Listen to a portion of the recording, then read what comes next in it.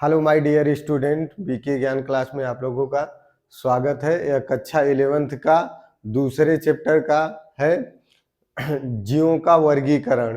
तो जीवों के वर्गीकरण के बारे में हम बात करेंगे। तो इस पृथ्वी पर कई लाख जीव जंतु पाए जाते हैं, तो उनकी पहचान करने में बड़ी ही समस्या और कठिनाई महसूस हो रही थी। तो विभिन्न वैज्ञानिकों ने उनके शारीरिक आधार पर, ठीक है, उनके आकृति के आधार पर, उनके प्रजनन के आधार पर और उनके आवास के स्थान पर उन्हें वर्गीकृत किया।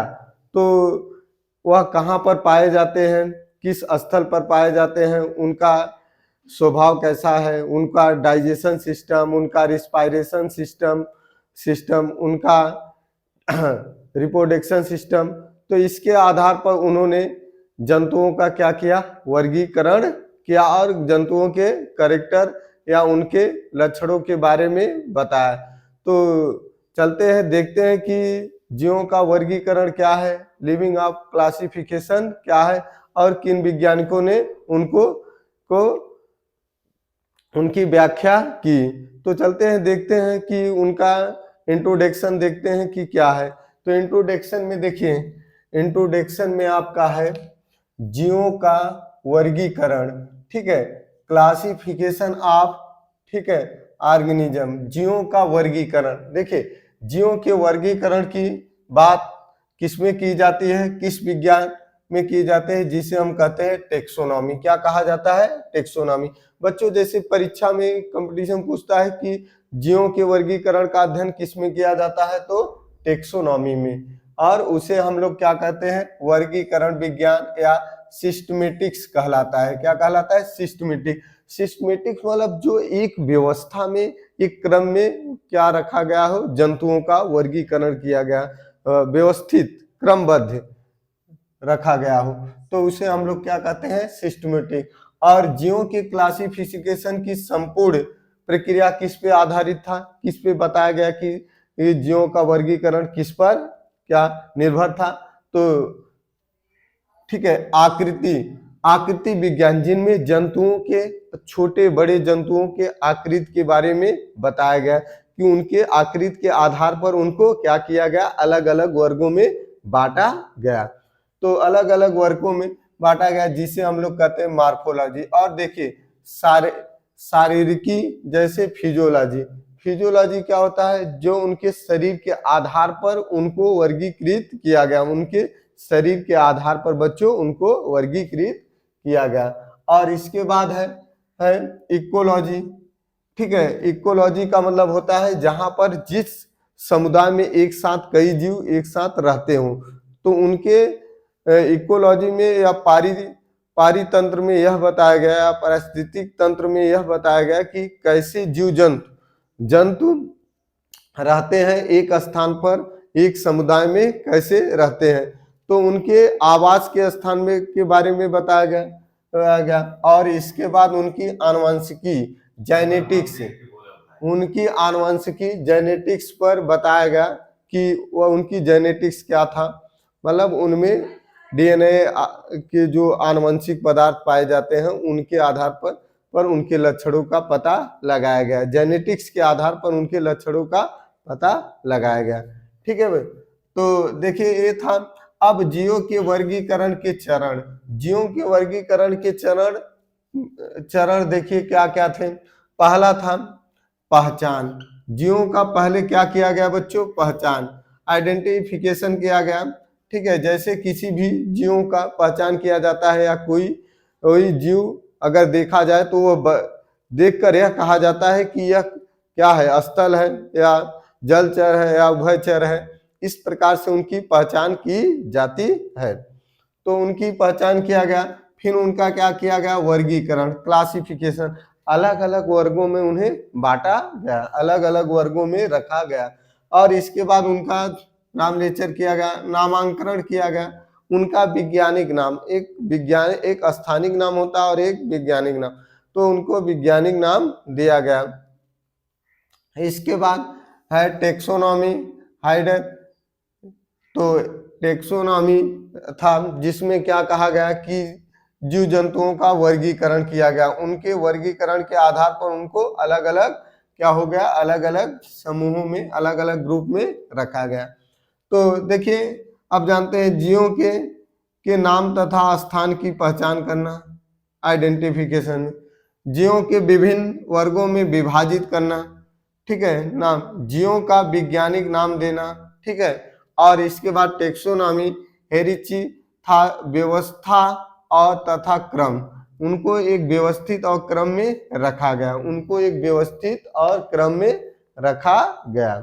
ठीक है बच्चों, तो देखिए ग्रीस के विद्वान, मतलब ग्रीस का एक वैज्ञानिक थे, ठीक है, विद्वान थे, जो जिसे हम लोग कहते हैं हिपोक्राटेस और डेमोक्रिटस ने एनिमल के वर्गीकरण के लिए क्या किया, प्रयास किया। मतलब ये दो वैज्ञानिक थे। कौन कौन से वैज्ञानिक थे आप बच्चों देखिए, हिपोक्राटेस और डेमोक्रिटस दो वैज्ञानिक थे जो जंतुओं के वर्गीकरण करने के लिए प्रयास किया।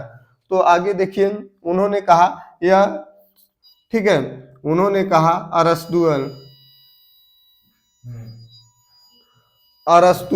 उन्होंने कहा अरस्तुअल 384 और 322 ईसा पूर्व में ने जंतुओं के रहन सहन और स्वभाव एवं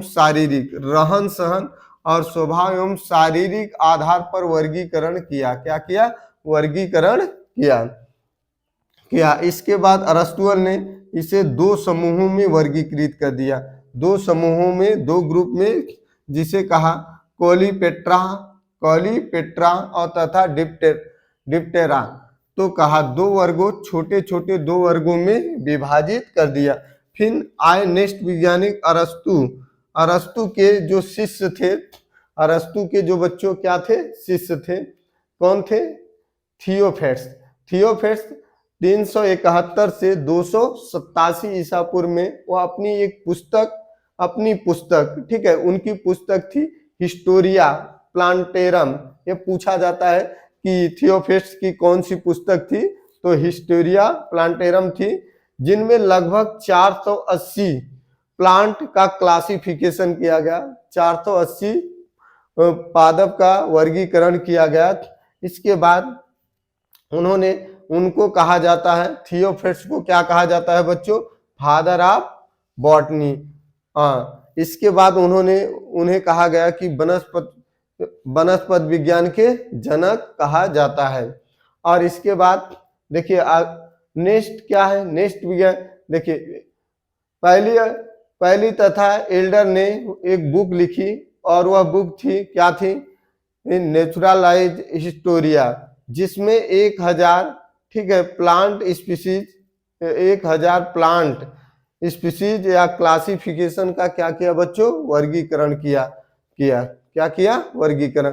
इसके बाद नेक्स्ट वैज्ञानिक आए जिन्होंने 1627 से 1705 ईस्वी में उन्होंने पहली बार क्या देखा, नेचुरलाइज्ड, प्रकृति वैज्ञानिक माना गया। उन्हें क्या माना गया, फर्स्ट बार उन्हें प्रकृति वैज्ञानिक माना गया। उन्होंने जाति शब्द का उपयोग किया, किसका किया, स्पीसीज वर्ड का एक्सपेरिमेंट किया। और इसके बाद स्वीडन के कौन कौन दो वैज्ञानिक थे, बॉटनिस्ट एंड बायोलॉजिस्ट थे, जो किसे कहा जाता है, कैरोलस लिनियस, जो 1700 से लेकर 1707 ईस्वी से 1778 में एक अपनी बुक लिखी। बुक का नाम था सिस्टमा नेचर, जिसमें बताया लिविंग नेम, जीवों का नाम, और इसके बाद उसका क्या किया, क्लासिफिकेशन, वर्गीकरण किया। और उनकी जान रहे कि एक पुस्तक थी जिसे हिस्टोरिया प्लांटेरम, जो किसने दिया था, थियोफेट्स। और थियोफेट्स से क्या थी, सेपरेट थी, अलग थी, जिनमें 18,000 प्लांट और एनिमल का क्या किया गया, वर्गीकरण किया गया। इसके बाद फादर ऑफ टेक्सोनॉमी किसे कहा गया, फादर ऑफ टेक्सोनॉमी कहा गया बच्चों कैरोलस लिनियस को। किसको कहा गया? कैरोलस लिनियस ने संपूर्ण जीव जगत को 2 वर्गों में विभाजित किया। पहला क्या किया? एनिमल, और दूसरा क्या किया? प्लांट। और इसके बाद कैरोलस लिनियस ने एनिमल को 6 सबसेल 6 उपवर्गों में विभाजित कर दिया गया। पहला क्या था? स्तनधारी। क्या होते हैं स्तनधारी? ऐसे जीव जंतु होते हैं जो क्या करते हैं? बच्चों को जन्म देते हैं, उसे हम लोग क्या कहते हैं? मैमल्स। इसके बाद पक्षी थे, पक्षी। और उभयचर, उभयचर ऐसे प्राणी थे जो दोनों स्थलों पर रह सके, स्थल पर भी और जल में भी। और इसके बाद मत्स्य, जो मछली थी जो तालाबों में। इसके बाद छोटे बड़े कीट थे, कीट और कीड़े थे जो नग्न आंखों से दिखाई नहीं दे रहे थे।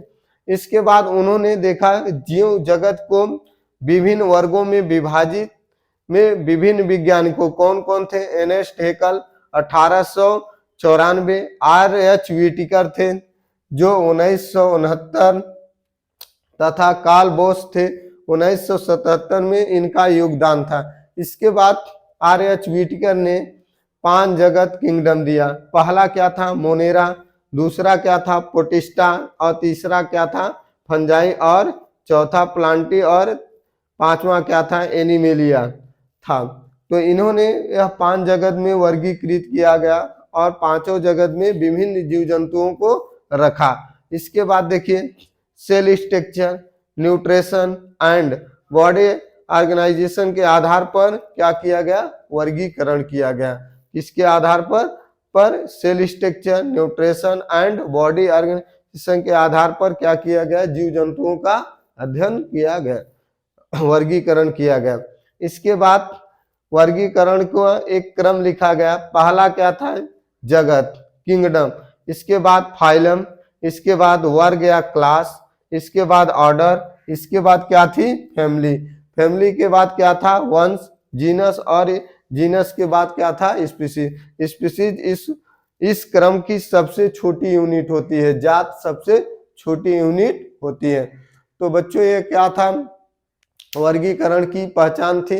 वर्गीकरण का हम नेक्स्ट पार्ट लेकर आएंगे आप लोगों के लिए तो इसको नोट कर लीजिए, जो परीक्षा की दृष्टि से इंपॉर्टेंट है और कंपटीशन के लिए। तो बच्चे ऐसे हमारे साथ बने रहिए, हम आपके लिए नए नए वीडियो लेकर आएंगे। और चैनल को सब्सक्राइब करिए और शेयर भी करिए वीडियो को, और लाइक भी करिए।